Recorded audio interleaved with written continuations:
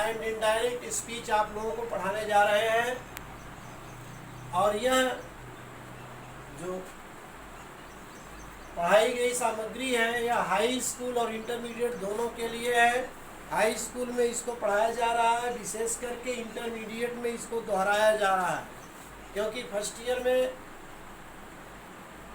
ए और बी दोनों ग्रुप में यह पूरी तरह से अच्छी तरह से पढ़ाया गया था और एक्सरसाइज भी करवाई गई थी। लेकिन हाई स्कूल में इसको पढ़ाया जा रहा है और इसकी एक्सरसाइज भी दी जाएगी। हाई स्कूल के लिए विशेष है, हाई स्कूल के बच्चे इस पर विशेष ध्यान दें। तो डायरेक्ट स्पीच क्या होता है? डायरेक्ट स्पीच हम उसे कहते हैं, इसकी परिभाषा है वक्ता द्वारा कही गई बात को जब हम ज्यों का त्यों प्रस्तुत करते हैं तो उसे डायरेक्ट स्पीच कहा जाता है। For example, Mohan said, Raju has sold this book. इसमें डायरेक्ट स्पीच के दो भाग हो, रिपोर्टिंग वर्ब कहते हैं और दूसरा भाग इसका जो होता है उसे रिपोर्टेड स्पीच कहा जाता है। इस एग्जाम्पल में मोहन सेड यह रिपोर्टिंग वर्ब है। रिपोर्टिंग वर्ब को हम शॉर्ट फॉर्म में आरवी के माध्यम से कर सकते हैं। आर से रिपोर्टिंग, वी से वर्ब। इसे क्लॉज भी कहते हैं, रिपोर्टिंग क्लॉज भी कहा जाता है। और इसमें दूसरा पोर्शन जो है रिपोर्टेड स्पीच है, जिसे हम आरएस के माध्यम से जो है इंगित कर रहे हैं। आर मीन्स रिपोर्टेड और एस मीन्स स्पीच। यह जो है Raju has sold this book, जो इन्वर्टेड कामा वाला पोर्शन होता है, जो बात इन्वर्टेड कामा में होती है वह रिपोर्टेड स्पीच होती है, और जो बात इन्वर्टेड कामा के बाहर होती है, सिंगल कामा में होती है, उसे रिपोर्टिंग वर्ब कहा जाता है। अब हम सीखेंगे कि इनडायरेक्ट स्पीच किसे कहते हैं।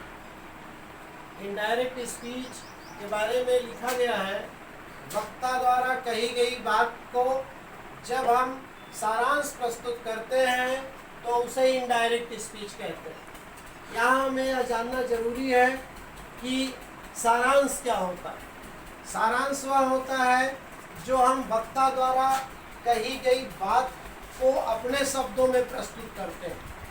अगर हम स्पीकर की कही गई बात को अपने शब्दों में प्रस्तुत करें, उसकी बात का हम कम शब्दों में सारांश दे दें, उसका निचोड़ दे दें, तो उसी को इनडायरेक्ट स्पीच कहा जाता है। जैसे for example, Ram said that Lata had cooked food in the night. Ram said that Lata had cooked food in the night. यह जो है राम के द्वारा कही गई बात को हम अपने शब्दों में प्रस्तुत कर रहे हैं। और इनडायरेक्ट स्पीच में मुख्य रूप से कंजक्शन दैट लगता है असर्टिव सेंटेंस में।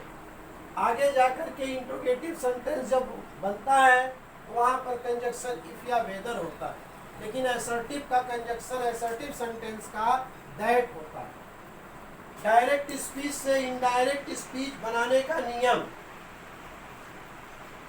इसमें पहला नियम है कि रिपोर्टिंग वर्ब जो होता है, आरवी जिसको कहा गया है, लिखा गया है, आरवी को दैट कंजक्शन के द्वारा आरएस से जोड़ा जाता है।